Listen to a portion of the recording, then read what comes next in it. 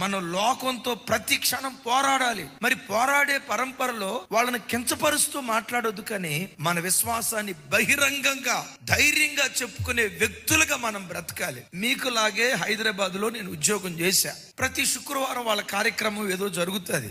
కొబ్బరికాయ కొట్టి ప్రసాదం తీసుకొస్తారు, నాకు ఇచ్చేవాళ్ళు. నేను తినను బ్రదర్, సారీ ఏమనుకోవద్దు. ఒకరోజు అడిగారు, ఎందుకు తినవు? తినకపోవటానికి కారణం ఏంటి? అయ్యా, మీ విశ్వాసాన్ని నేను కించపరచట్లేదు. మీ విశ్వాసం విగ్రహాలలో కూడా దేవుణ్ణి చూస్తారు, అది మీ నమ్మిక. మీ నమ్మికను మీరు గౌరవించుకుంటూ ఆ విగ్రహం దగ్గర కొబ్బరికాయ కొట్టి పలహారం పంచిపెట్టారు, అది మీ విశ్వాసం. మీ విశ్వాసాన్ని మీరు ప్రకటించుకోండి. కానీ నా విశ్వాసం ఏంటో తెలుసా? మేము ఆరాధించే దేవుడు 3 అడుగుల ప్రతిమలో బంధించబడితే బంధించబడే దేవుడు కాదు. 70 అడుగుల ప్రతిమలో బంధించబడే దేవుడు కాదు.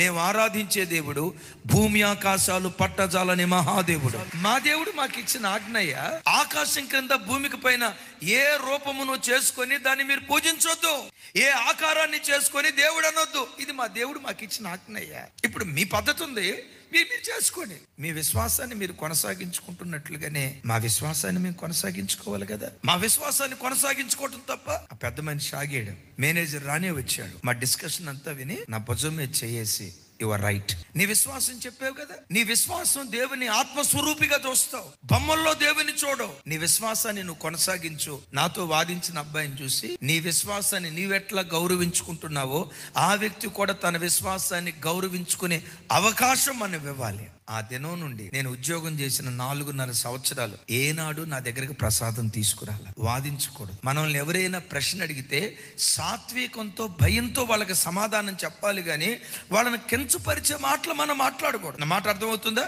అలాగని వాళ్ళు బాధపడతారేమోనని విశ్వాస విషయంలో మొఖవాటం కలిగిన వారిగా బ్రతకకూడదు. నీ భర్త రక్షించబడలా, బొట్టు పెట్టుకోవడం తప్పని నేను అనను.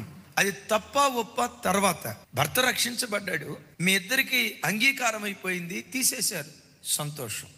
సమాజం ఏమంటుందోనని అక్కడ దాకా నుదుటు బొట్టు పెట్టుకొని వచ్చి చర్చికి వచ్చేటప్పుడు ఆ బొట్టు బైబిల్కి పెట్టి చర్చిలోకి వచ్చి ప్రార్థన అంతా అయిపోయిన తర్వాత మరలా బయటికి వెళ్ళటంతో ఆ బొట్టు తీసుకొని నుదుటు పెట్టుకొని సమాజానికి భయపడి రాజీ పడే భక్తి చేయకూడదు.